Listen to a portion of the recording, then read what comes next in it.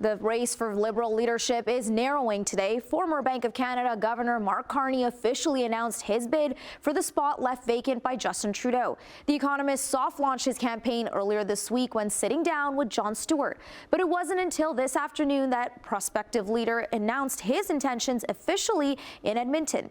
And he's wasting no time into letting Canadians know he has a clear plan.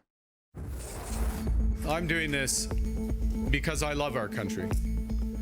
I'm grateful for what our grandparents and parents built for us. I'm proud of what we've built for each other. A great country built on hard work and the right values. I'm doing this because Canada is the best country in the world, but it still could be even better.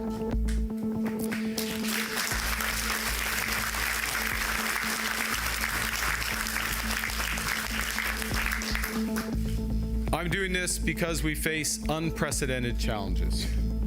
And as I learned on the ice out there, when it's cold, when your opponent is tough, you have to step up. Tessa Bennett joins us in studio with more. Tessa, what are Carney's priorities? Manisa, the former central banker emphasized his strengths in finance, saying improving the Canadian economy was a top priority. And he acknowledged while he is not your typical politician, a fresh perspective might be just what the Liberals need.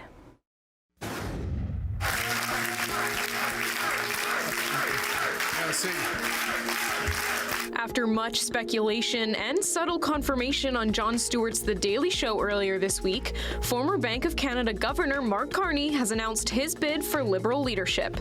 I'm doing this because Canada is the best country in the world, but it still could be even better.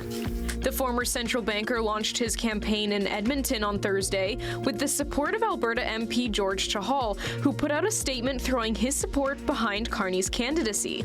And the location of this announcement was no accident. Carney grew up in Edmonton, and his father, Bob Carney, ran for the Liberal Party back in 1980 in the Edmonton South riding. In the wake of Prime Minister Justin Trudeau's resignation, Carney was among the first names to be thrown around as a possible replacement. And while he became a Liberal advisor in September of last year, he used his interview with Jon Stewart to describe himself as an outsider in Canada's political landscape, possibly to distance himself from the perceived shortcomings of Trudeau's government. This is no time for politics as usual. No, it's not the time for lifelong politicians such as Pierre Poilievre. I think this is not only the right approach for Carney, I think this is really the only approach that Carney should be taking right now, because there's a real anti-incumbent mood in Canada. We've had almost 10 years of a Liberal government since 2015, and people are showing that they're tired of it. During Thursday's campaign launch, Carney wasted no time in explaining his intentions for the Liberal Party to right the Canadian economy and face incoming President Trump's tariffs head-on. I am going to be completely focused on getting our economy back on track. With The Economist putting speculation to rest with this announcement, that leaves one final piece of the leadership race puzzle: former Deputy PM Chrystia Freeland.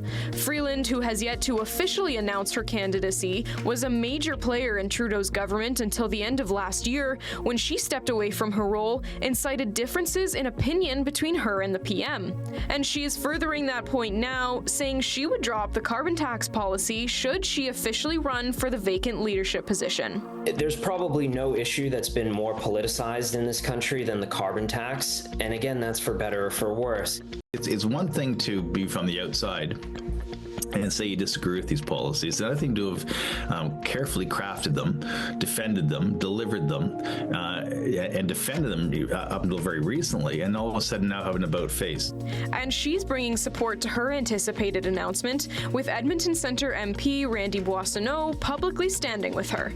Time is running out for hopeful Liberals to throw their hat in the ring for consideration in this race. If Canadians want, experience, if they want talent, if they want, sort of global and internationally sort of tested thinking in the Prime Minister's office, well, I think the Liberal Party has a case to make and therefore votes to get. In addition to Freeland, the Liberal Party is still waiting to hear if House Leader Karina Gould plans to campaign. The deadline to enter the race is January 23rd.